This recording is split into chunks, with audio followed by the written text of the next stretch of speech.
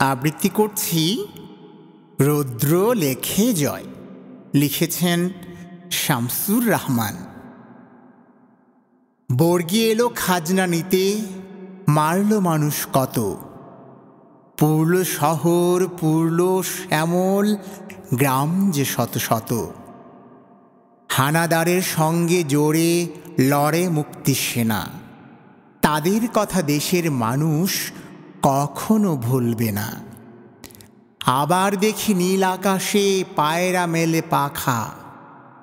মা হয়ে যায় দেশের মাটি তার বুকেতেই থাকা। কাল যেখানে আধার ছিল আজ সেখানে আলো। কাল যেখানে মন্দ ছিল আজ সেখানে ভালো। কাল যেখানে পরাজয়ের কালো সন্ধ্যা হয়, আজ সেখানে নতুন করে রৌদ্র লেখে জয়।